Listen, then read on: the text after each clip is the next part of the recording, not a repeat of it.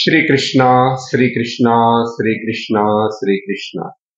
गुरुर्ब्रह्मा गुरुर्विष्णुः गुरुर्देवो महेश्वरः गुरुस्साक्षात् परं ब्रह्म तस्मै श्री गुरवे नमः।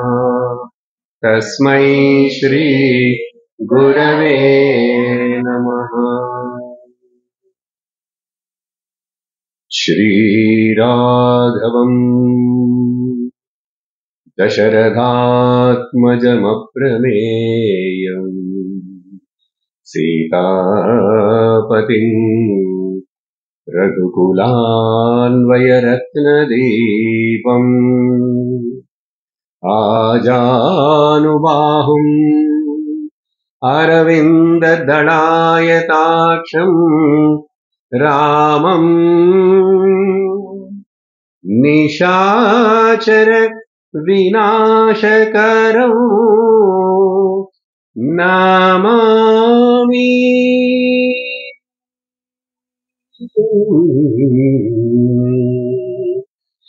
श्रीराम जय जय राम।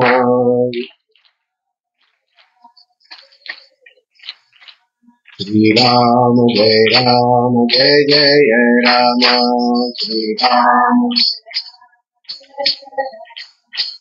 श्रीराम जय राम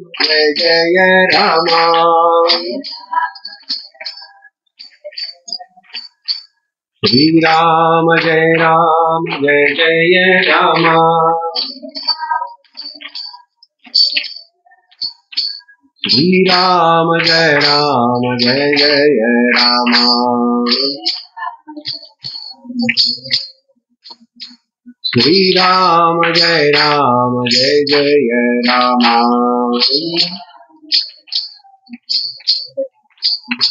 श्रीराम जय राम श्रीराम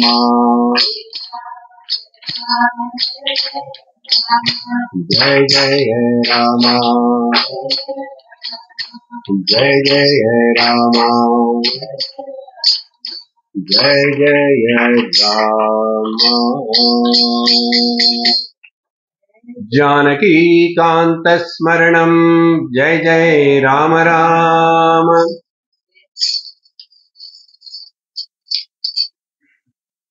हरि ओम तत्सत्। ఈ రోజు మనం ఈ సత్సంగంలో శ్రీమద్ వాల్మీకి రామాయణం వినటం ప్రారంభిస్తున్నాము.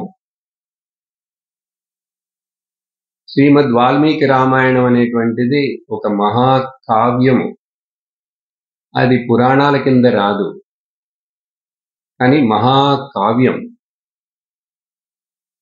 ఒక ముని చేత, వాల్మీకి ముని చేత రచించబడి లోకానికి అందించబడింది కాబట్టి దాన్ని ఒక చాలా కాలం ముందు జరిగింది కాబట్టి దాన్ని పురాణం అని చెప్పచ్చు. పురాణం అంటే అర్థం పురా అపి నవం ఇది పురాణం.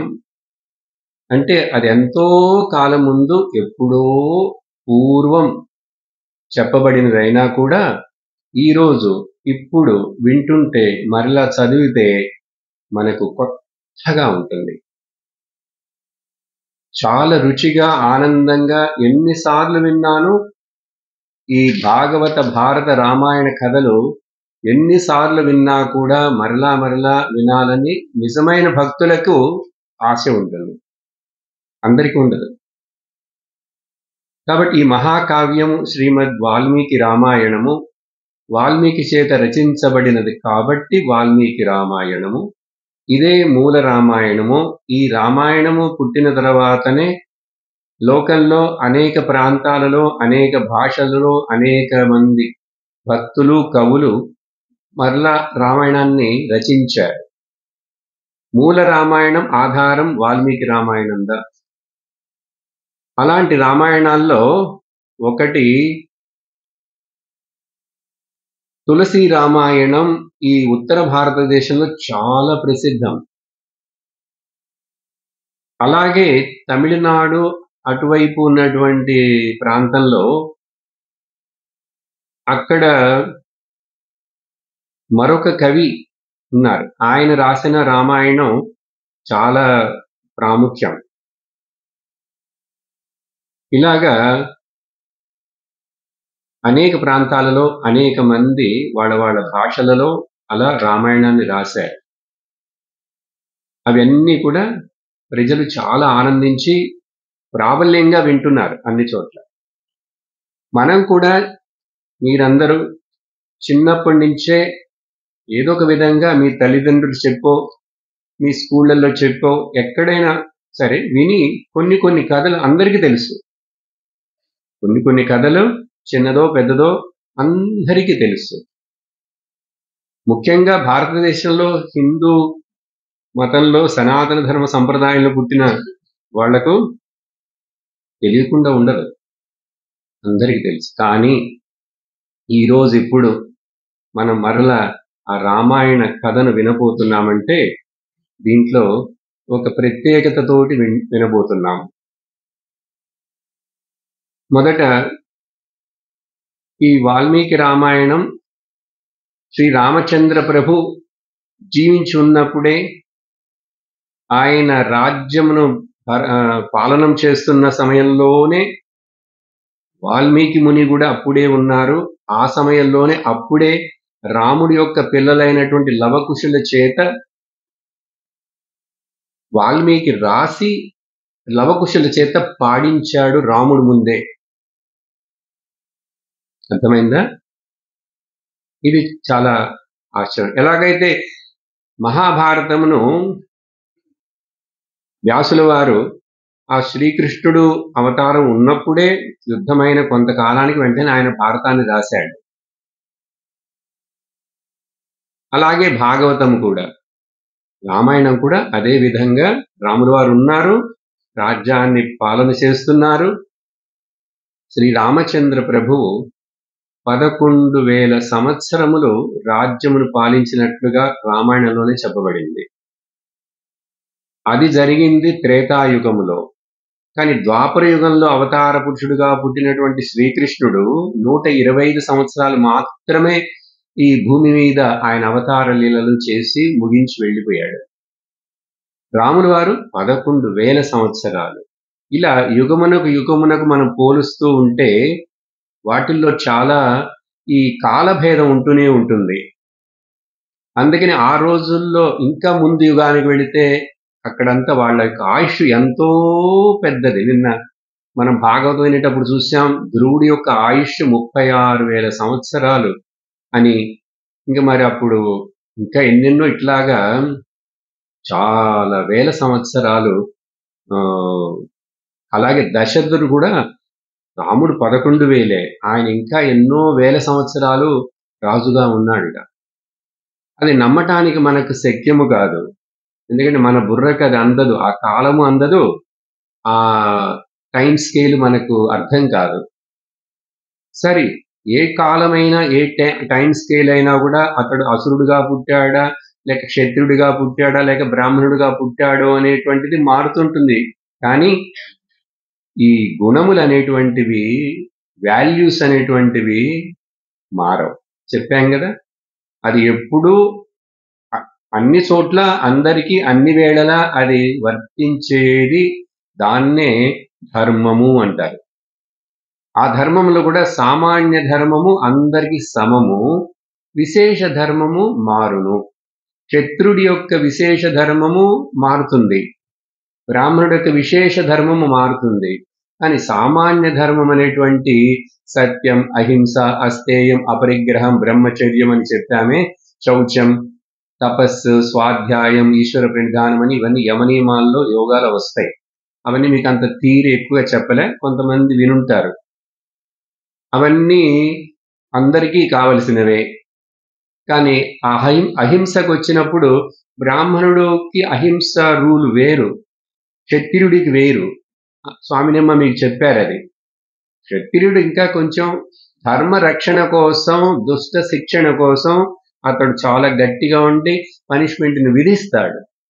కావాలంటే కృష్ణుడు చెప్పినట్లుగా యుద్ధం చేయించి వాళ్ళని సంహరించు, వాళ్ళని భూమి మీద నుంచి తొలగించని చెప్తాడు. అది క్షత్రియుడు చెప్పచ్చు, క్షత్రియుడు చేయొచ్చు.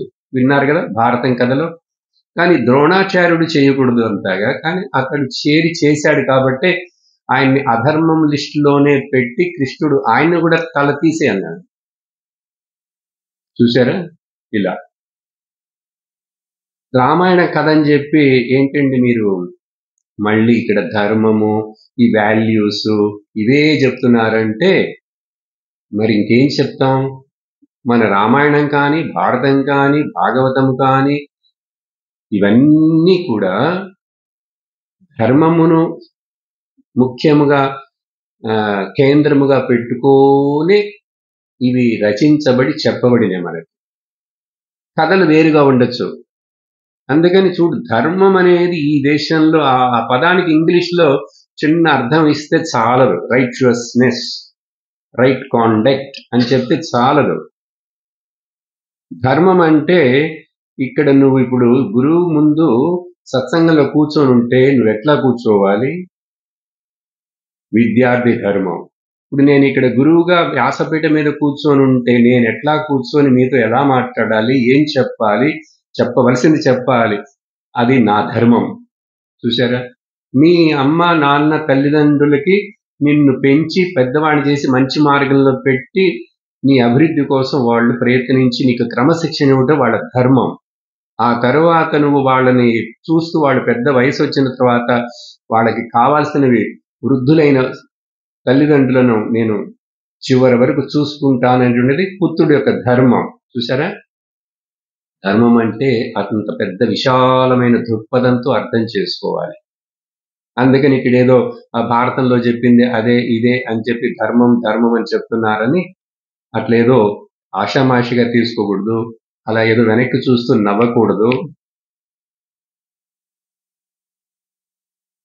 శ్రద్ధగా వినాలి. భాగవతం వినేటప్పుడు విన్న విషయం వేరు, భారతం వింటున్నప్పుడు విన్న విషయం వేరంటే కథ చెప్పే పద్ధతి. ఇప్పుడు ఈ మహాకావ్యం రామాయణమును మనం ఏ విధంగా చూడబోతున్నామనేది మనం అర్థం చేసుకోవాలి. అన్ని కథలు వరుసగా అలా చెప్పను, కానీ ఎలా చూడబోతున్నాం? సరే, ఆ విషయానికి వస్తాను. ముందు ఈ రామాయణం అనేటువంటిది వాల్మీకి వారు రాసింది 24,000 శ్లోకములతో కూడినది. ఎన్ని వేలు? భాగవతం ఎన్ని వేల శ్లోకాలని చెప్పాను? నమ్మకంగా గట్టిగా చెప్పాలి, ఇక్కడ ఎవరేదో తప్పు చెప్పి 18,000 శ్లోకాలు. అప్పుడు 24,000 శ్లోకాలతో కూడినటువంటి ఈ శ్రీమద్ వాల్మీకి రామాయణం 7 కాండములుగా విభజించబడినది. భాగవతం స్కందములుగా, పేరు పార్ట్స్ అని అర్థం. ఇక్కడ 7 స్కందములు. భగవద్గీత ఎన్ని అధ్యాయాలుగా విభజించబడింది?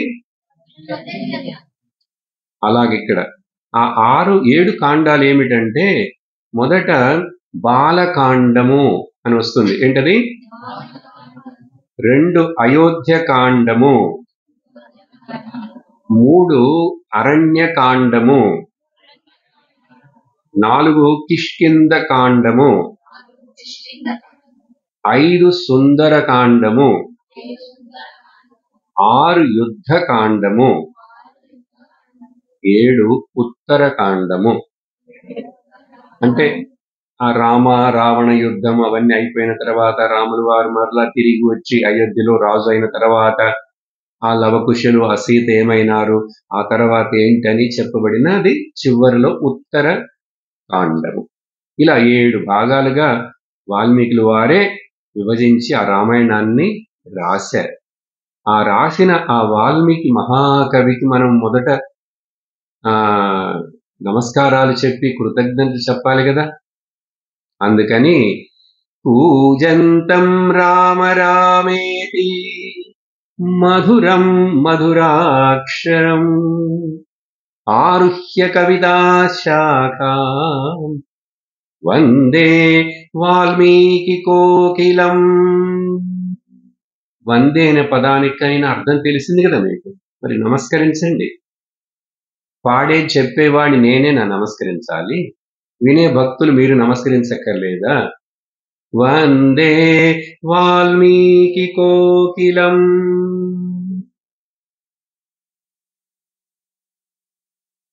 కావ్యము, కవిత్వము అనే ఒక మహావృక్షంలో చివరి పైనున్నటువంటి ఒక కొమ్మ మీద కూర్చొని కోకిలలాగా చక్కగా మధురంగా రామ రామ రామేతి, మధురం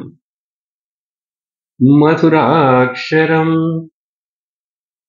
ఒక కోకిల ఎట్లాగైతే ఆ మామిడి చిగుళ్లను తిని చక్కగా ఆ కాలంలో, ఆ ఋతువులో అది ఎంతో అందంగా అరుస్తుంది, కూస్తుంది కదా. అలాగా వాల్మీకి అనేటువంటి కోకిల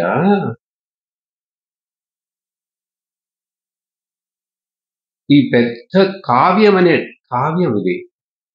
ఇలాంటి కవిత్వం, ఇలాంటి సంస్కృతం ఏ కవులు మరలా రచించలేకపోయారు. దీన్ని చూసి కాపీ చేసే రాసి దీని కిందనే తప్ప దీనికంటే ఇంకా బాగా రాశాడెవడో అనేవాడు లేడు. కవి అంటే వాల్మీకి. చెప్పండి, కవి అంటే అంటే ఇంకా మరలా ఇంకొకరు ఎవరు ఆ స్థానానికి లేరు. కాళిదాస్ అయినా సరే, మరొకరైనా సరే, ఆయనే అంటాడు కాళిదాసు, ఆ వాల్మీకి తర్వాతనే మేమందరం, ఒక మెట్టు కిందే. అప్పుడు ఆ కవిత్వం చక్కటి ఇట్లాంటి శ్లోక రూపంలో రాయగలిగినటువంటి ఆ కవిత్వం అనేటువంటి ఒక పెద్ద చెట్టు మీద పైనున్న ఆ కొమ్మ మీద కూర్చొని వాల్మీకి అనే కవి రామ రామ రామ అనే ఆ మధురమైనటువంటి, అదేంటి రామ రామ, ఆ 2 అక్షరాలే చాలు. శ్రీరామ రామ రామేతి రమే రామే. ఎందుకు చెప్పాడు శివపరమాత్ముడు పార్వతితో? ఇందుకు రాముడికి శివుడికి కథలలో చాలా కనెక్షన్ ఉంది. అదంతా తర్వాత తెలుసుకుంటారు. ఈయన పేరు 2 అక్షరాలే, ఆయన పేరు 2 అక్షరాలు. ఆ శివుడు ఎప్పుడు కూడా కళ్ళు మూసుకొని తపస్సు చేస్తున్నట్టు, ధ్యానాలు చేస్తున్నట్టు కూర్చుంటాడు. అనేక చోట్ల సహజంగా శివుడి బొమ్మ అంటే కదా, శివుడు అంటే ధ్యానంలో ఆయనే భగవంతుడు, పరమాత్ముడు. ఆయన ఎవరి గురించి ధ్యానం చేస్తాడు అని చెప్పి సందేహం వచ్చింది పార్వతీదేవికి ఒకసారి. పార్వతీదేవి ఈ లోకంలో శివ భగవానుని యొక్క భార్య అయినప్పటికీ కూడా ఆమె చాలా ఒక ఉన్నతమైన శిష్యురాలు. అందుకని ఎప్పుడు శివుడు కళ్ళు తెరిచి ఏదైనా కొంచెం ఫ్రీ టైంలో ఉంటే, నీలాగా క్లాస్ అవ్వగానే నా వెనక వస్తున్నారు కదా తాతగారు అని చెప్పి కదా ప్రశ్నలు వేస్తున్నారే, అట్లాగా పార్వతీదేవి ఎదురు చూస్తుంటుంది. ఆయన కళ్ళు తెరిచి కొంచెం అలా ఫ్రీగా ఉన్నాడంటే వెంటనే ప్రశ్నిస్తుంది. ఎందుకు ప్రశ్న? ఆమెకి ఏం తెలుసుకోవాలి ఆమె అంటే? తెలుసుకోవాలి, చాలా ఉన్నాయి, రహస్యాలు చాలా ఉన్నాయి, అందుకని అడుగుతుంటుంది. అట్లాగే అడిగింది అక్కడ ఆ విష్ణు పార్వత్యువాచ, అడిగింది. తేనోపాయేన లఘునా విష్ణు నామ సహస్ర. ఇట్లాంటివి అనేకం ఉన్నాయి. ఆ పార్వతీదేవి, లోక మాత అయినటువంటి పార్వతీదేవి అడిగి ఆ శివ భగవానుడి దగ్గర నుంచి ఆ విషయాలను గ్రహించి తీసి లోకానికి అందించింది. ఎందుకంటే ఆమె లోకమును మొత్తమునకు మాత.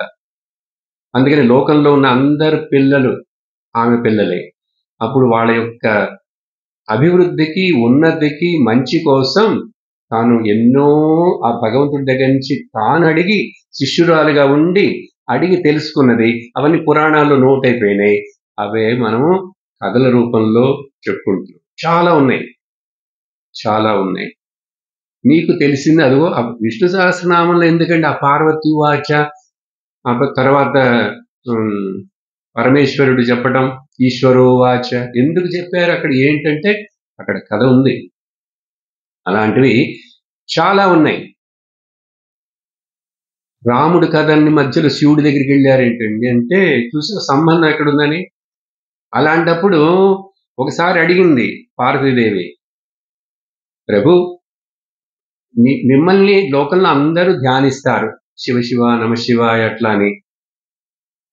అప్పుడు మీరెవరిని గురించి ఎందుకు ధ్యానం చేయడం అంటే, ఆయన చెప్పాడు ఆ రహస్యాన్ని. నేను రామనామం జపం చేస్తాను, రాముని గురించి తలుచుకుంటాను. ఈ విషయం చాలా పెద్ద కథతో కూడింది. తర్వాత ఎప్పుడో వింటారు, అది వేరే సందర్భంలో.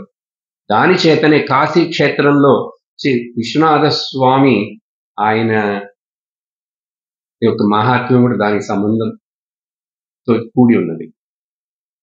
సరే, రామాయణము వాల్మీకి మనం ప్రార్థన చేశాం, వందనం చేశాం. ప్రారంభంలో నేను ఒక శ్లోకాన్ని చదివాను, అది ఎవరో రాసినటువంటి శ్లోకం, బాగుంటుంది అర్థంతో అని చెప్పి చదివాను. శ్రీ రాఘవం, రఘువంశంలో పుట్టిన దశరథాత్మజం. రఘువంశం అనేది, ఇక్ష్వాకు వంశం అనేది ఎంతో కాలంగా భగవాన్ శ్రీకృష్ణుడు కూడా భగవద్గీతలో 4వ అధ్యాయంలో ఆ ఇక్ష్వాకు వంశం గురించి పొగుడుతూ ప్రారంభిస్తాడు. కాబట్టి ఇక్ష్వాకు వంశం లేక రఘువంశం అనేటువంటిది అది పెట్టుకునే కాళిదాసుల వారు రఘువంశం అని ఆయన పుస్తకమే రాశారు, అసలు రామాయణాన్ని, కథలు. కాబట్టి ఆ రఘువంశంలో దశరథుడు పుట్టాడు. దశరథుడు యొక్క కుమారుడుగా పుట్టిండు దశరథాత్మజం. అప్రమేయం, మరొక సమము లేనివాడు. తల త్రాసులో పెట్టి ఇట్లా పోల్చడానికి, కంపేర్ చేయటానికి ఇంకా ఎవరు లేనటువంటి అప్రమేయం. సీతాపతి, సీతాదేవి యొక్క భర్తగా రఘుకులాన్వయ అన్వదీపం. ఆ రఘుకులంలో ఒక దేదీప్యమైన ఒక పెద్ద కిరీటంలో, ఆ రోజు అశ్వత్థామ కథ చెప్పాను కదా, వాడి యొక్క తలలో ఒక పెద్ద మణి ఉంటుంది, చూడామణి. అలాగే ఏ రాజు కిరీటమైన మధ్యలో పెద్ద వజ్రం ఉంటుంది. మన తిరుపతి తిరుమల స్వామి వారికి కూడా కిరీటం అంటే వజ్రాలతోటి పొదగబడింది అది. అట్లాగా రఘుకులాన్వయ రత్న దీపం, ఆ రఘుకులానికే ఒక వెలుగునిచ్చేటువంటి దీపం లాంటి వాడు. తర్వాత చాలా పొడుగైనటువంటి చేతులతో, చక్కటి శరీరముతో ఉన్నటువంటి వాడు ఆజానుబాహం. అది మాత్రమే కాదు, రాముడు కూడా కృష్ణుడులాగా మేఘశ్యాముడు, నలుపు వర్ణముగా ఉన్నా కూడా చాలా అందం. రాముడి యొక్క అందాన్ని చూసి ఋషులు మునులే అడవుల్లో మోహించిపోయారు. రాముణ్ణి ఎట్లాగైనా సరే వెళ్ళి కట్టుకొని కౌగిలించుకోవాలని ఆశపడ్డారు. కానీ ఆ జన్మలో ఋషులుగా మునులుగా ఉన్నారు కాబట్టి అటువంటి అవకాశం వాళ్ళకి దొరకదు, వాళ్ళు చెయ్యకూడదు. రాముడు వేరే అడవిలో తను కూడా తపస్విలాగా వచ్చాడు కదా వ్రతం తీసుకొని. అందుకని భగవంతుడు వాళ్ళకి అనుగ్రహం చేసి, ఈ జన్మలో ఈ అవతారంలో మీకు అవకాశం రాదు, నేను వచ్చే యుగంలో శ్రీకృష్ణుడుగా మధురాలో పుట్టబోతున్నాను, అప్పుడు మీరందరూ నాతో చక్కగా నా దగ్గరకు వచ్చి నన్ను పట్టుకోవచ్చు, నన్ను ముద్దు పెట్టుకోవచ్చు, నన్ను కౌగిలించుకోవచ్చు, మీరందరూ గోపీలుగా పుట్టబోతారన్నారు. ఆ ఋషులే రామాయణంలో వాళ్ళు, భాగవతంలో కృష్ణుడు కాలంలో చుట్టూ ఉన్నటువంటి గోపికలు. కృష్ణుడు అంటే ఎంత ప్రేమ. అక్కడ కూడా ఏం ఇచ్చాడు చూసారా, చిన్న పిల్లవాడుకున్న కృష్ణుడు గోపికలతోటి డాన్స్ వేసినప్పుడు కృష్ణుడికి వయసు ఎంతో తెలుసా? 9 ఏళ్ళు. అది అప్పుడు ఎట్లా అర్థం చేసుకోవాలి? 9 ఏళ్ల పిల్లవాడు కృష్ణుడు. భాగవతంలో చెప్పారు వ్యాసులు వారు కరెక్ట్ గా వయస్సు కూడా. వాళ్ళందరూ కృష్ణుడితో ఆడుకున్నారు. ఎవరు? ఋషులు. ఆ జన్మలో వాళ్ళు ఋషులు. భగవంతుడి దగ్గర ఆ కోరిక నెరవేరుటకు రండి ద్వాపరయుగంలో మనందరం ఆడుకుందాం, కోలాటం చేస్తాం అన్నాడు. సరే, ఏంటో మీరు రామాయణం మొదలుపెట్టి శివుడికి కనెక్షన్ పెట్టారు, భాగవతానికి కనెక్షన్ పెడుతున్నారు. సరే, చెప్పండి. సరే, అటువంటి ఈ రామాయణం 24,000 శ్లోకాలు ఇవన్నీ చెప్పాను. నేను ఇప్పుడు వాల్మీకి ఎవరు, ఆయన ఎట్లా అయినాడు, ఆ కథలన్నిటికి వెళ్ళట్లేదు, నేరుగా ఎక్కడికి వచ్చేస్తున్నాను చూడండి. అటువంటి శ్రీరామచంద్రుడు, అసలు రామాయణం అంటే అర్థం ఏంటి? రామస్య అయనం రామాయణం, రాముడు నడిచిన మార్గము, రాముడు చూపించిన మార్గము, రాముడు జీవించినటువంటి జీవన పద్ధతి రామస్య అయనం రామాయణం. అది మనందరికీ ఆదర్శము. అందుకని ఇప్పుడు కూడా రామరాజ్యం రావాలి అంటే, రామరాజ్యానికి ఏదో స్పెషాలిటీ ఉంది. ఇప్పుడు కూడా మనందరం ఆశిస్తాం రామరాజ్యం అంటే ప్రజలందరూ ఎంతో చక్కగా, ఆనందంగా, సుభిక్షంగా, క్షేమంగా అలా జీవించినటువంటి ఒక సమాజం రాముడి యొక్క రాజ్యం. సరే, ఆ రామరాజ్యంలో ఆ రాముడికి అంత విలువ, అంత గొప్పదనం. రామాయణం అనే కథ మొత్తం, దాంట్లో హీరో రాముడు, రాముడిని చుట్టి మిగిలిన క్యారెక్టర్స్ అన్ని పనిచేస్తుంటాయి. కాబట్టి అప్పుడు రాముడు ఎంత ముఖ్యం. కాకుండా భారతం తీసుకుంటే మీరు వేరువేరు కథలు, వేరువేరు చోట్ల వేరువేరే విషయాలు. కృష్ణుడు ఉన్నా కూడా కృష్ణుడికి సంబంధం లేకుండా కూడా చాలా కథలు ఉన్నాయి దాంట్లో. అలాగే ఇప్పుడు భాగవతం విన్నారు, భాగవతంలో కూడా నేను ఇంకా కృష్ణుడి కథే మీకు ప్రారంభించలేదే. అందుకని భాగవతం అంటే కృష్ణుడు మాత్రమే అనుకోకూడదు. 2-3 రోజులు నేను చెప్పిన తర్వాత కూడా చరణ్ అన్న వచ్చేసి భాగవతం ఎప్పుడు మొదలు పెడతారని అడుగుతున్నాడు. చెప్పాను, బాబు ఇదంతా భాగవతమే. నేను ప్రారంభించిన ఆ మొదటి రోజు కథ దగ్గర నుంచి సూత మహాముని, సుఖ మహాముని అని చెప్పి శౌనక మహాముని అని, అక్కడి నుంచి భాగవతం 10వ స్కందంలో, తర్వాత ఎక్కడో వ్యాసుల వారు కృష్ణుడు పుట్టినది అదంతా రాశారు. కానీ అప్పుడు మరి ఏం విన్నారు మీరు? భగవంతుడు యొక్క భక్తులు, ఆ భక్తి విషయం విన్నారు మీరు. అది విష్ణువు కావచ్చు, నారాయణుడు కావచ్చు, కృష్ణుడు కావచ్చు. కాబట్టి అలా అదేవిధంగా ఇక్కడ రాముడు సెంటర్, కేంద్రం. ఆ రాముడు ఎలాంటి వాడు అంటే ఒక చక్కటి డెఫినేషన్ ఇచ్చాడు. ఎవరో కాదు, రావణుడి యొక్క అనుచరుడు, మామ అయినటువంటి మారీచుడు ఒక చక్కటి సెంటెన్స్, అది ఫేమస్. రామో విగ్రహవాన్ ధర్మ. చెప్పండి, రామ విగ్రహవాన్ ధర్మ. రాముడు ధర్మము యొక్క విగ్రహము. ధర్మము అనేది ఎక్కడ చూస్తాం?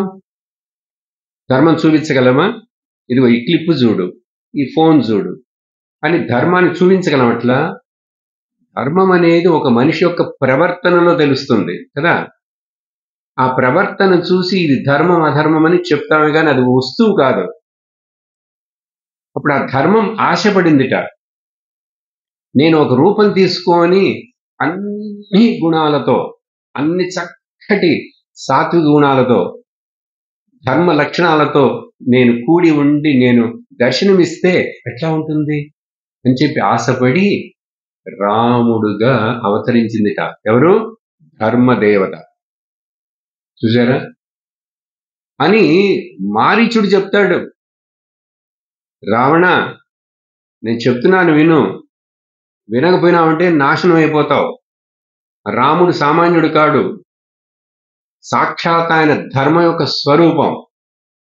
ధర్మమును వ్యతిరేకించి ధర్మముతోటి పోరాడి ఏ అధర్మీయుడు జీవించలేడు, జయించడు అని మారీచుడు బోధిస్తే వినలే, రావణుడు వినలే. విననందువలన మారీచుడికి మరణం ఏర్పడింది, రావణుడికి మరణం. ఎట్లాంటి మరణం? ధర్మం చేతిలో మరణం. ఆ ధర్మం ఇంక నుంచి ధర్మము వేరు కాదు, రాముడు వేరు కాదు. కాబట్టి అట్లాంటి రోల్ మోడల్ మనందరికీ, ఈ దేశంలో యువకులకి, అందరికీ, చిన్నలకు పెద్దలకు, ముఖ్యంగా పిల్లలకు, మనకు రోల్ మోడల్ ఏంటి? ఆ క్రికెట్లో ఏదో ఇన్ని రన్నులు తీసిన వాడా మోడల్? ఆ సినిమాలో ఇన్నిట్లో యాక్ట్ చేసిన వాడా? వాళ్ళందరూ ఎట్లా రోల్ మోడల్ అవుతారు? రోల్ మోడల్ అంటే అర్థమైందా? ఆదర్శం. మనకేంటంటే ఆ అడ్వర్టైజ్మెంట్లలో, ఆ టీవీల్లో, ఆ సినిమాల్లో చూపించేటువంటి cricket stars and cinema stars మనకు ఆదర్శమైన రోజున మన జీవితాలు బాగుపడవు. అటువంటి జీవితం ఉన్నతమైన జీవితం అవ్వలేదు. మనిషిగా బతుకుతాడు. మనిషిగా ఎంతమంది బతకట్లేదు? బతకడానికి మనిషి ఎందుకు? కుక్కగా పుట్టినప్పుడు బతకచ్చు. కుక్క బతకట్లేదా ఏంటి? ఏముంది దాని జీవితం? కాబట్టి మనుషుడుగా బతికితే అప్పుడు వాడు మనుషుడు. కానీ దురదృష్టంగా మనిషి రూపంలో మనుషుడిగా పుట్టాడు కానీ జంతువులా జీవిస్తాడు. మనుషుడిగా పుట్టాడు కానీ అసురుడుగా జీవిస్తాడు.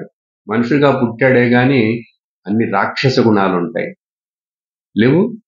ఈ రోజులో చూస్తే చదువుకున్నవాడే టెర్రరిస్ట్ అవుతాడు, చదువుకున్నవాడే బాంబు పెడతాడు, చదువుకున్నవాడే మోసం చేస్తున్నాడు, చదువుకున్నవాడు కోటు సూటు బూటు వేసుకొని కిడ్నాపులు చేస్తున్నాడు, దొంగతనాలు కూడా చేస్తాడు, చేయించుతాడు, లేక అండర్ గ్రౌండ్లో ఉంటాడు, వాడు కనపడడు. నీ చదువు ఏం చేసింది నిన్ను? ఏం ఇట్లా అయినావు? మనిషివేగా, చదువు ఉంది, మనిషిగా పుట్టాడు, బుద్ధి ఉన్నది, బ్రెయిన్ ఉన్నది, కానీ దుర్వినియోగం చేస్తుంటే వాణ్ణి అప్పుడు రాక్షసుడు అనాలి, వాణ్ణి అసురుడు అనాలి, లేక జంతు అనాలి. పాపం జంతువు ప్రకృతికి తగినట్లుగా బతికి తనదేదో తను చేసుకుంటూ వెళ్ళిపోతుంటుంది. ఆకలి అయితే తినటానికి ఎత్తుక్కుంటుంది, తింటుంది. అది ఎవరిని మోసం చేయదు. ఈ మోసం చేయటం అనే కన్నింగ్ అనేటువంటిది జంతువులకి, పక్షులకి లేదు బాబు, మనుషుడు ఒక్కడే. అందుకని ఈ ప్రకృతికి ఏదైనా పెద్ద నష్టం జరిగిందంటే మనుషుడి చేతనే. ఏ జంతువులు, పక్షులు వాతావరణాన్ని కలుషితం చేయలే, గంగా నదిని మురికిగా చేయలే, మనుషులు చేస్తున్నారు. చూసారా? మనిషికి బుర్ర ఇచ్చిన తర్వాత బ్రెయిన్ ఇస్తే వీడు ఇట్లా బతకచ్చా? అంటే ముందు ఆదర్శం లేదు, ఆదర్శాలన్నీ ఏవేవో పెట్టుకుంటున్నాడు. ఆ ఆదర్శం, వీడు పెట్టుకున్న ఆదర్శ పురుషులందరూ జీవితాల్లో ఫెయిల్ అయిన వాళ్ళు. మరి వాళ్లే ఫెయిల్ అయితే వీడెట్లా బాగుపడతాడు? కానీ అనుకుంటుంటాడు, I'm the fan of that, నేను ఆ క్రికెట్ ఫ్యాన్ని, ఈ సినిమా యాక్టర్ ఫ్యాన్ని, అది ఇదని చెప్పి తప్పు మార్గంలో పోతుంది. అప్పుడు ఈ రామాయణం అనేటువంటిది మనకు ఆ ధర్మం, శీలం, మంచి జీవిత ప్రవర్తన విధానాన్ని మనకు చూపించేటందుకు రాముని యొక్క కథ. ఇదేదో కథ కాదు, మన జీవితానికి వెలుగును చూపించేటువంటి బాట. అందుకని రామస్య అయనం మమ అయనం. మనందరి జీవిత మార్గమే రాముడు చూపించిన జీవిత మార్గము. రాముడి జీవన మార్గమే మన జీవిత మార్గం అవ్వాలి. అందుచేత మనం ఈరోజు ఈ రామాయణాన్ని ఎలా చూడబోతున్నామంటే, ప్రారంభిస్తాను. ఆ శ్రీమద్ వాల్మీకి రామాయణం స్వామిని అమ్మవారి క్లాసులు లాగా నేను ఒక్కొక్కళ్ళను లేపి మొహంలో నీళ్లు కడుక్కొని ఈ కథలో చెప్పకూడదు. అర్థమైందా? ఆ క్లాస్ వేరే, ఈ కథ, ఈ శ్రవణం, సత్సంగం వేరే.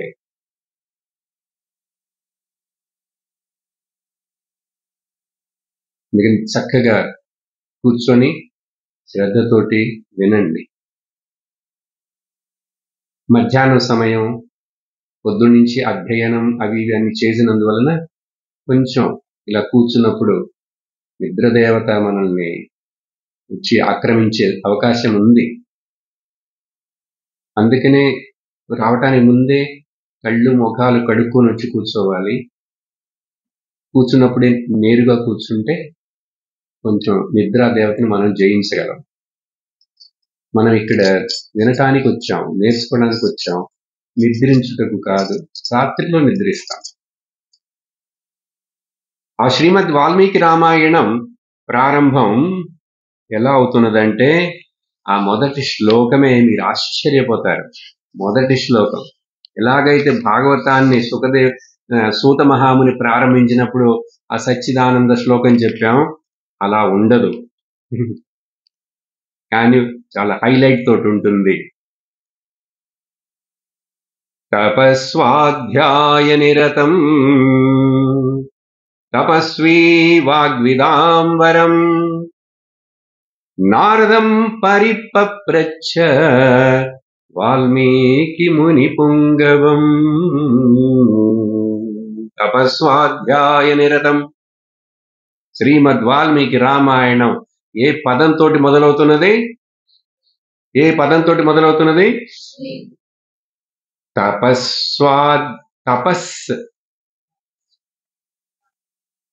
2 సార్లు చెప్పాను. అందుకనే తపస్వాధ్యాయనే తప 2 అక్షరములతో కూడినటువంటి ఆ తపస్సు అనే పదంతో రామాయణం మొదలవుతున్నది. దీనికి ఎంతో ముఖ్యత్వం ఉన్నది. అంటే అర్థం ఒక మనిషి యొక్క జీవితంలో ఆ తపస్సు అనేటువంటిది. మీరందరూ ఈ గురుకులంలో చదువుతూ తపస్సు చేస్తున్నారు. ఈ ఋషికేశ్ శిబిరానికి వచ్చి తపస్సును పెంచుకుంటున్నారు. ఈ రామాయణ కథను వింటానికి కూర్చొని మీ తపస్సును పెంచుకుంటున్నారు. ఎందుకు తపస్సు అంటే వింటున్నారు కదా. స్వామినిమ్మ వారు కూడా ఎన్నిసార్లు చెప్పినా మన జీవితం తపోమయ జీవనంగా ఉండాలి. తపోమయ జీవనం అంటే క్రమశిక్షణతో కూడిన జీవనం అని అర్థం. తపస్సు అంటే ఆ కొండల గుహలో అక్కడెక్కడ కూర్చుంటారా? ఎవరు ఉన్నారండి అక్కడ? నేను వెళ్ళనా? ఎక్కడికి వెళ్ళొద్దు. మా దగ్గర ఉండు, మా మధ్యలో ఉండు, అందరితోటి ఉండు, క్రమశిక్షణతో ఉండు. నా జీవితం, నా అధ్యయనం, నా చదువు నన్ను ఒక తపస్విగా చేస్తుంది. చేస్తే ఆ తపస్సు చేత అద్భుతాలు చేస్తాను. నేను అద్భుతమైన జీవితాన్ని నడిపి చూపిస్తాను, అందరికీ మార్గదర్శనం చేస్తాను. తపస్వాధ్యాయ నిరతం తపస్వీ వాగ్విదాంబరం. తపస్సులో చాలా గొప్ప సిద్ధిని సాధించినటువంటి వాల్మీకి మహాముని, మునిపుంగవం, మునుల్లో గొప్పవాడైన వాల్మీకిని మరొక తపస్వి అయినటువంటి భక్తుడైనటువంటి నారదం పరిపప్రచ్ఛ. నారదుడు ప్రశ్నిస్తున్నాడు ఆ మునిపుంగవుడైనటువంటి వాల్మీకిని అని మొదలైంది. ఆ తపస్సు అనే పదం అంత గొప్పది. ఇలాగే భాగవతంలో భగవంతుడు నాభిలో నుంచి పద్మం వచ్చింది, ఆ పద్మంలో బ్రహ్మదేవుడు కూర్చొని ఉన్నాడు, సృష్టి అట్లా మొదలైందని కదా. మన సహజంగా విష్ణుని చూస్తే ఆయన అట్లా ఆదిశేషు మీద పడుకొని ఉన్నాడు, యోగ నిద్రలో ఉన్నాడు. ఆయన బొడ్డు మీద అట్లా తామర పుష్పం, ఆ తామర పుష్పంలో బ్రహ్మదేవుడు. ఆ కథలన్నీ మీకు నేను చెప్పలే, కానీ మీరు విని ఉంటారు, బొమ్మలు చూస్తుంటారు. భాగవతం ఆ కథ ఉంది వేరే. ఇప్పుడు ఎందుకు చెప్తున్నానంటే అక్కడ బ్రహ్మదేవుడు నారాయణ భగవాన్ని చూడలే, ఫోటోలో మనం ఇద్దరు చూస్తున్నాం. ఎవరో ఈ కథ విన్న తర్వాత ఫోటోని డ్రాయింగ్ చేశాడు. అన్ని గుళ్ళ దగ్గర అన్ని చోట్ల నారాయణ, పద్మం, అక్కడ పద్మ సంభవుడు బ్రహ్మదేవుడు. కానీ అట్లా ఆ తామరం వచ్చినప్పుడు ఆ బ్రహ్మదేవుడు దాంట్లో కూర్చొని ఉన్నాడు. 4 తలలతో కూడా లేడు మొదట. 4 తలలతో లేడు మొదట. మామూలుగానే ఉన్నాడు ఒక తలతో. చుట్టూ బ్రహ్మదేవుడికి చూస్తే నీళ్లు తప్ప మరేం లేవు. పైన చూస్తే ఆకాశం, కిందంతట ఎక్కడ చూసినా ఎంత దూరం చూసినా నీళ్లే. నేనెవరును, ఎక్కడి నుంచి వచ్చాను, ఎందుకు వచ్చాను, ఏం చేయాలి అని ఏం అర్థం కాలేదు బ్రహ్మదేవుడికి. బ్రహ్మదేవుడు పుట్టినప్పుడు ఆ తామర పుష్పంలో మనలాగా చిన్న పిల్లవాడులాగా మొదలు పుట్టాడు, ఏడ్చాడు, అట్లా లేదు. తామర పువ్వు వచ్చేసింది. తామర పువ్వులో పూర్ణ శరీరంతో తలతోటి చక్కగా అలా చట్టు అకస్మాత్తుగా పుట్టినాడు. పుట్టినప్పుడు బ్రెయిన్ ఫుల్గా పనిచేస్తున్నది, మనకు పనిచేయదుగా. అందువలన ఆయనకి నేనెవరిని, అసలు ఎట్లా వచ్చాను, ఎందుకు వచ్చాను, నేనేం చేయాలి అని చెప్పి ఆలోచిస్తున్నాడు. ఏం అర్థం కాలేదు. అక్కడ చెప్పేందుకు ఎవరు లేరు, ఏమీ లేదు, ఒక పక్షి కూడా లేదు, ఆ నీళ్ళలో ఒక చేప కూడా కనిపించట్లేదు. అప్పుడు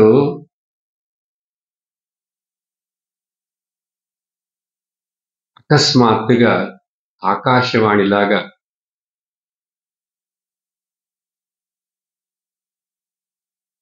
ఒక నెంబర్, కార్ నెంబర్ లాగా 1624 1624 1624 అని ఇంగ్లీష్లో చెప్తున్నాను. 1624 1624 ఎవరిదా కార్ నెంబరు అని చెప్పి అప్పుడు పోలీసులు అనౌన్స్ చేస్తుంటారు.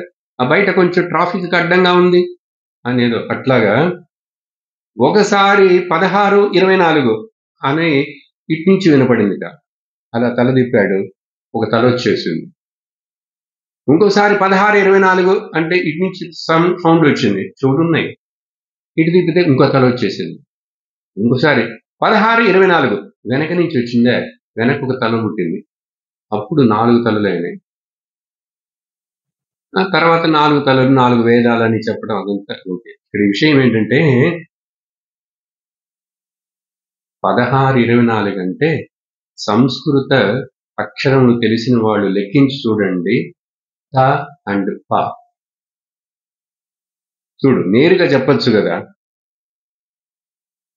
అది కూడా ఒక కాంప్లికేటెడ్ ఏంటది పజిల్ అంటారే, అట్లాగా 1624 అంటే ఎవరికంటే అర్థమవుతుంది. కానీ బ్రహ్మదేవుడు అర్థం చేసుకున్నాడు. 16 అంటే తా అక్షరం, 24 అంటే ప అక్షరం. తపస్సు చేయి అని అర్థం చేసుకున్నాడు బ్రహ్మదేవుడు. మనమైతే అర్థం చేసుకోం, అందుకని ఆయన బ్రహ్మదేవుడు. అందుకనే మనం ఇక్కడ 100 సంవత్సరాలు తపస్సు చేశాడు బ్రహ్మదేవుడు కూడా. అప్పుడు నారాయణ భగవానుడి యొక్క ఆ పాల సముద్రంలో ఆ ఆదిశేషు మీద యోగ నిద్రలో ఉన్నటువంటి ఆ రూపం అప్పుడు కనపడింది. అప్పుడు నేను నీకన్నీ జ్ఞాపకం చేస్తాను, నువ్వు సృష్టికర్తవు, నేను చెప్పినట్టు చేయమని అప్పుడు ఉపదేశం చేస్తాడు భగవాన్ శ్రీమన్నారాయణుడు. ఎందుకు ఈ కథ చెప్పాను మధ్యలో, భాగవతంలో చెప్పలేదు, కానీ ఇక్కడ తపస్సు అనే పదానికి చెప్పాను. రామాయణం కూడా తప పదంతో అర్థమవుతున్నది. ఇంకోటి చెప్పనా, తమాషా రహస్యం. మన భగవద్గీత 700 శ్లోకాలు, 18 అధ్యాయాల భగవద్గీత ఎట్లా మొదలవుతున్నది? మొదటి అధ్యాయంలో మొదటి శ్లోకం, ధర్మక్షేత్రే కురుక్షేత్రే సమవేతాయుయుత్సవః మామకాః పాండవాశ్చేయ కిం కుర్వత సంజయ. ఏంటి పదం ప్రారంభం? ధర్మ. భగవద్గీత చివరి ముగింపులో ఏ పదంతో ముగిస్తుందో తెలుసా? మమ ధర్మ అనే. అది ఎవరి ద్వారా? సంజయుడు నోటిలో నుంచి వస్తుంది. అది ధర్మం అనే పదంతో మొదలవుతున్నది భగవద్గీత, ధర్మం అనే పదంతో ముగిస్తున్నది. అంటే ఏంటి? మధ్యలో చెప్పినవన్నీ కూడా ధర్మం మీద ఆధారపడి ఉన్నటువంటి అనేక రకములైనటువంటి మేడలు. ఆ ధర్మం అనే ఫౌండేషన్ లేకపోతే కూలిపోతాయి. చూడండి ఎంత సంబంధం ఉందో. అటువంటిది ఈ రామాయణం కూడా తపస్వాధ్యాయ నిరతం తపస్వీ వాగ్విదాంబరం నారదం పరిపప్రచ్ఛ వాల్మీకి ముని పుంగవం. సరే అండి, ఎందుకు ఇంతసేపు చెప్పారు? నారదుడు వాల్మీకి దగ్గర ఇట్లా అడిగాడు అని చెప్పొచ్చు కదా, తొందరగా టైం అయిపోతున్నది, మేము ఆడుకోవటానికి వెళ్ళాలి. ఇప్పుడు అర్థమైందిగా, ఇంక వివరించినప్పుడు ముఖ్యత్వం మర్చిపోకూడదు. ఇంకా రామ కథ రామాయణం అందరు టీవీలో కూడా చూసాము, మళ్ళీ చూస్తున్నారు. మనకు విషయం ఇది. సరే, అంతేనా? అప్పుడు ఏమైంది తర్వాత? ఆ వాల్మీకి మహాముని చాలా సంతోషపడ్డాడు. నారదులు వారే ఏమడిగాడు అసలు? ఆయన సంతోషపడాలంటే ఏమడిగాడు? ఏమడిగాడు? శౌనకాది ఋషులు, సూతుడు సంతోషపడ్డాడు. ఏమడిగాడు? పరీక్షిత్తుడు, సుఖదేవ మహాముని చాలా సంతోషం. చెప్పాను అక్కడ అన్ని చోట్ల మొదట మెచ్చుకున్నాడని. ఇక్కడ కూడా వాల్మీకి చాలా సంతోషపడి మెచ్చుకొని బదులు ఇచ్చారు. అసలు ఆయన ఏమడిగాడు అది చెప్పండి మొదల్లో, వినండి. ఏమడిగాడు?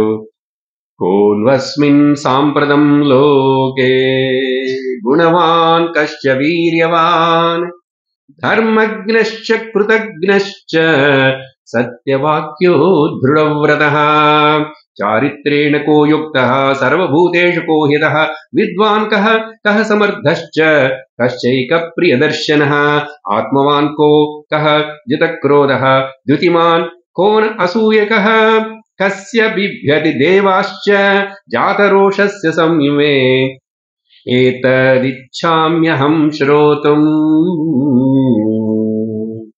16 ప్రశ్నలు అడిగాడు.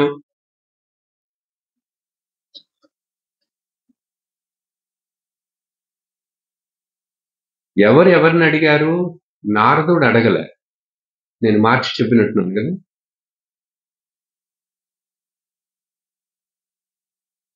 వాల్మీకి అడిగాడు నారదుణ్ణి.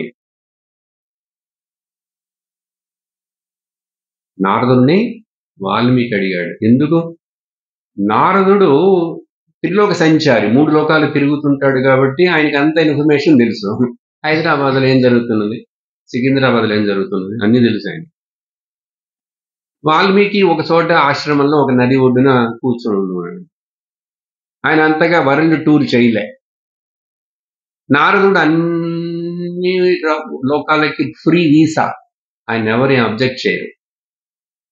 అందువలన నారదుణ్ణి వాల్మీకి అడిగాడు. అప్పుడు తపస్వాధ్యాయ నిరతం అని చెప్పి అడిగి అప్పుడు సమాధానం చెప్తున్నాడు. ఏమడిగాడంటే, ఇట్లాంటి 16 గుణాలు ఉన్నటువంటి మనిషి ఎవరైనా ఇప్పుడు లోకంలో ఎవరైనా ఉన్నాడా? 16 గుణాలు అని చెప్పి అడిగాడు. నారదుడు అడిగాడు వాల్మీకిని. అప్పుడు ఈ 16 గుణాలని రామాయణం మొత్తంలో మనం చూడగలుగుతాం రాముడి యందు. ఆ గుణాలని నేను ఈ 4-5 రోజుల్లో మీకు హైలైట్ చేసి ఇప్పుడు అడిగిన ప్రశ్నలు రామాయణంలో ఇదే అడిగింది. చూడండి, ఒకటొకటి ప్రశ్న. ఈ లోకంలో గుణవాన్ ఎవరు, వీర్యవాన్ ఎవరు, ధర్మజ్ఞుడెవడు, కృతజ్ఞుడెవరు, సత్యవాక్య పరిపాలకుడెవడు, దృఢవర్ధనుడు, ఇట్లా 16 క్వశ్చన్లు. ఉన్నాడు ఇంతకు ముందు అని చెప్పొద్దు నాకు. ఉన్నాడు అక్కడ, ఎక్కడ? స్వర్గలోకంలో ఉన్నాడు. ఇక్కడ ఈ భూమి మీద ఇప్పుడు నాకు చూపిస్తారా? మీరు చెప్పండి, నేను వెళ్ళి చూసి వస్తాను. ఉన్నాడు ఎవడైనా అంటే ఇట్లా 16 ప్రశ్నలు అడిగితే ఆ 16 ప్రశ్నల యొక్క సమాధానమే శ్రీమద్ వాల్మీకి రామాయణం మొత్తం, రామకథ మొత్తం. అప్పుడు వాల్మీకి మహాముని చెప్తున్నారు, ఉన్నాడు నారదా, ఇప్పుడున్నాడు. చెప్పాను కదా, వాల్మీకి ఉన్నప్పుడే రాముడు రాజ్యం పాలిస్తున్నాడు. ఇప్పుడున్నాడు. ఏమని చెప్పాడు అప్పుడు? ఇక్ష్వాకు వంశ ప్రభవో రామ. ఆ ఇక్ష్వాకు వంశంలో పుట్టినటువంటి ఆ దశరథుడి యొక్క కొడుకైనటువంటి రాముడు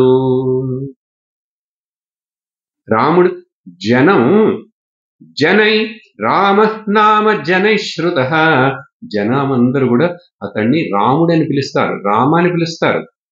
ఆ రాముడి దగ్గర ఈ గుణాలన్నీ ఉన్నాయి. ఒక్కడి దగ్గర ఇన్ని గుణాలు ఉంటాయండి?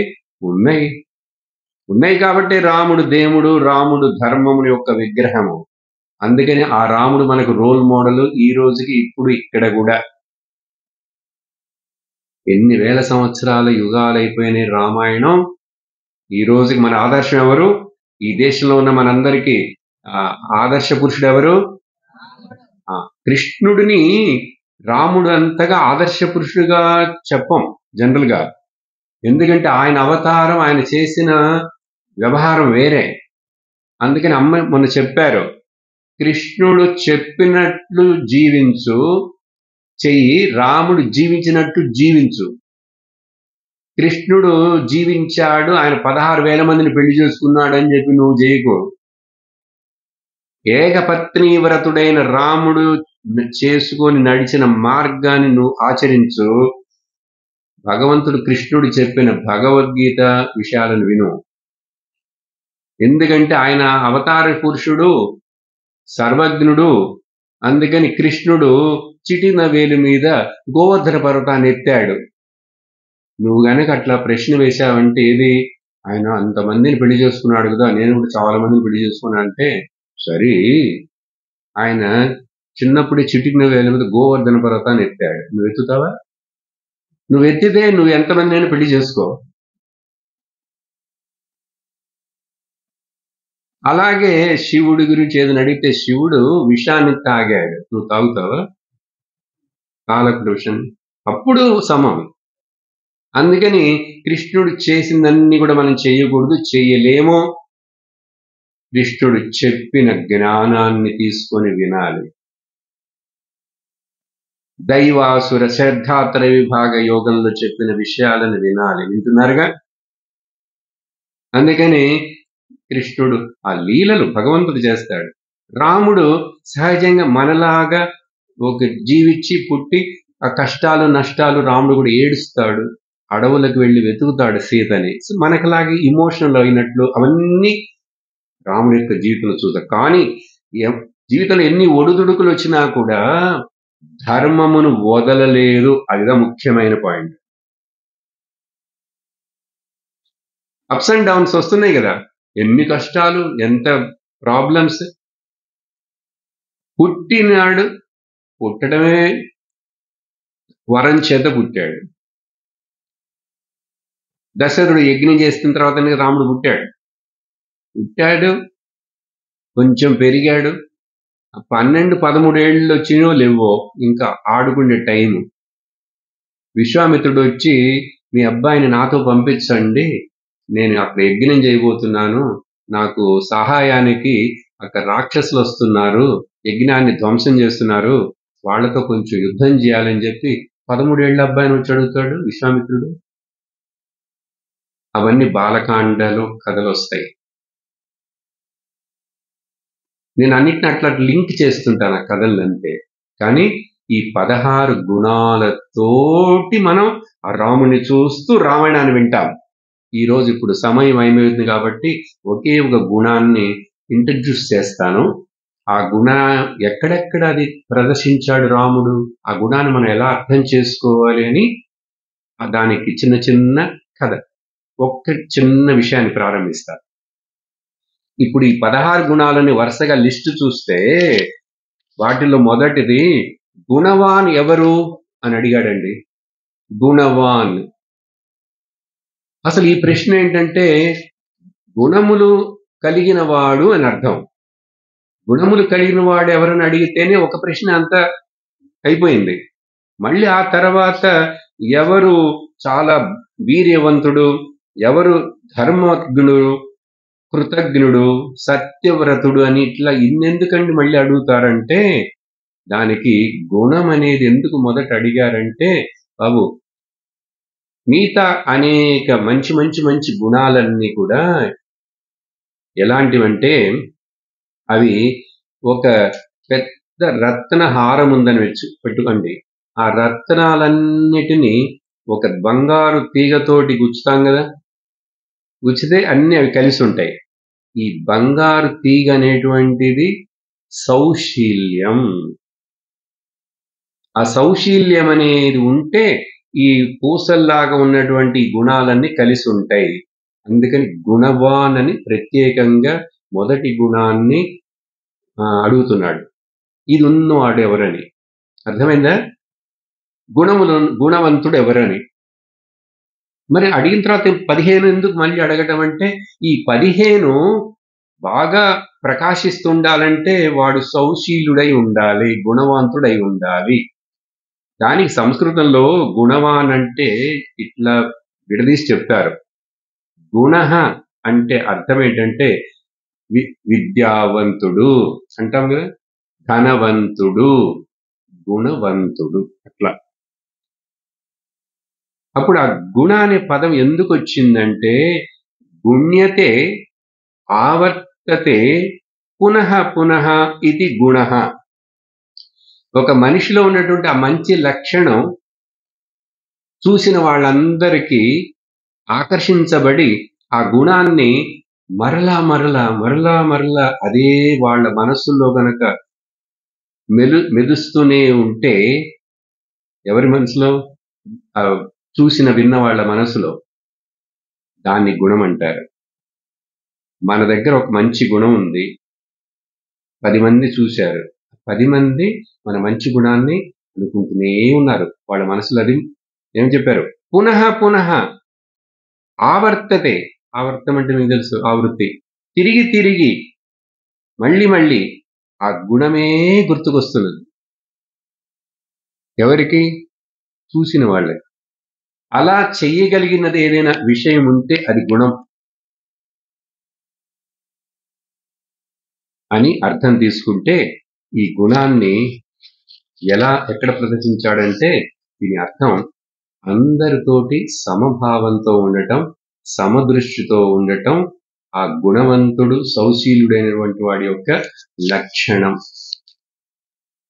స్నేహితుడు గాని, పక్కింటి వాడు గాని, ఎవరైనా సరే వాడు తక్కువ వాడు అని ఎక్కువ వాడని ఆ భేదాన్ని చూడకుండా అందరినీ సమముగా చూస్తూ వాళ్ళలో లోపాలు ఉన్నట్లా కూడా అట్లాంటి భావన ఉండటం సౌశీల్యం, గుణవాన్. అది రాముడు ఎక్కడ ప్రదర్శించాడు మొదటంటే, ఆ కథ గుహుడు దగ్గర. నేను మొత్తం 5 చెప్పబోతున్నాను. ఈ గుణవాన్ అనే దాని కింద రాముడు ఎక్కడెక్కడ ఈ గుణవానుగా ప్రదర్శించాడు ఈ గుణాన్ని అంటే, గుహుడు దగ్గర. అయోధ్యలో నుంచి బయలుదేరి అరణ్యానికి వెళ్ళేటప్పుడు ఆ గంగా నది తీరం దగ్గరికి వచ్చిన తర్వాత శృంగబేరపురం అనే ఊరుంది. ఆ ఊరిలో అక్కడ ఆ అడవిలో చిన్న జాతికి ఒక రాజుగా ఉంటున్నటువంటి గుహుడు అనేటువంటి ఒక మిత్రుడు ఉన్నాడు రాముడికి. ఆ మిత్రుడికి రాముడు వస్తున్నాడని తెలిసిన తర్వాత ఇతడు సంతోషంగా రాముడి కోసం అన్ని ఆహారము, పాలు, పండ్లు అన్ని తీసుకొని తన యొక్క పెద్దలందరూ, ఆ ఊరందరూ కలిసి రాముడు వస్తుంటానికి ముందే ఎదురు చూస్తూ, ఎందుకంటే తప్పకుండా ఇటు వస్తున్నాడని తెలిసింది, మెసేజ్ వచ్చింది, ఎదురు చూస్తున్నాడు. రాముడు వచ్చాడు. ఆ శృంగబేరపురానికి ఊరు బయట ఒక మర్రి చెట్టు కింద కూర్చున్నాడు రాముడు, లక్ష్మణుడు, సీత. గుహుడు రాముణ్ణి వెతుక్కుంటూ వచ్చాడు.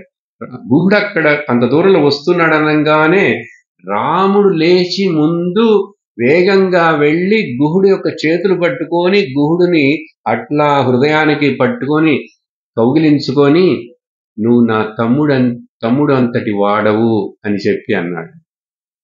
నాకిప్పుడు సీత లక్ష్మణ ఉన్నా కూడా పక్కన ఇప్పుడు నువ్వు కూడా ఉన్నప్పుడు నాకు ఇంకా చాలా సంతోషంగా ఉంది. నా తమ్ముళ్ళలో నువ్వు సమానుడవు, ఒకడవు. ఎవరండి? రాముడెక్కడ, ఈ గుహుడెక్కడ? స్నేహితం ఉన్నా కూడా అంతగా చూపించాలా? ఏదైనా భేదం చూపించాడా? చూపించలేదు. అంతటి డౌన్ టు ద ఎర్త్ రాముడు. గుణవాన్. దానికి ఒక ఉదాహరణ, ఒక కథ ఆ గుహుడు దగ్గర రావటం. రేపు ఇక్కడ నుంచి మనం కంటిన్యూ చేసి ఇంకా 5 చిన్న చిన్న కథల్లో ఎక్కడెక్కడంతా ఈ సమభావాన్ని చూపించి, ప్రేమ భావాన్ని చూపించి, భేదముడు తారతమ్యములు ఏది లేకుండా, నేను రాజును కదా, అయోధ్య దశరథుడు యొక్క పుత్రుడు ఎక్కడ, ఈ గుహుడు ఎక్కడ అని చెప్పి దూరంగా చేయలే. న్యాచురల్ గా చేతులు పట్టుకొని ఆనందంతో కట్టి అట్లా కౌగిలించుకున్నాడు. ఇది గుణవాన్. అట్లాంటి కథలన్నీ మనం రాముడి యొక్క గుణాలతో చూస్తూ రేపు రామాయణాన్ని కంటిన్యూ చేస్తాం. ఓకే, ఈరోజు శ్రీరామ్ జయ రామ్ జయ జయ రామ్, శ్రీరామ్ జయ రామ్ జయ జయ రామ్, శ్రీరామ్ జయ రామ్ జయ జయ రామ్, శ్రీరామ్ జయ రామ్ జయ జయ రామ్, జయ జయ రామ్ జయ జయ రామ్, జయ జయ రామ్ జయ జయ రామ్. యావర రామచంద్ర की ఓం. లోకాః సమస్తాః సుఖినో భవంతు, లోకాః సమస్తాః సుఖినో భవంతు, లోకాః సమస్తాః సుఖినో భవంతు. ఓం శాంతి శాంతి శాంతి. హరి ఓం. శ్రీ గురుభ్యో నమః. హరి ఓం. హరి ఓం తత్సత్.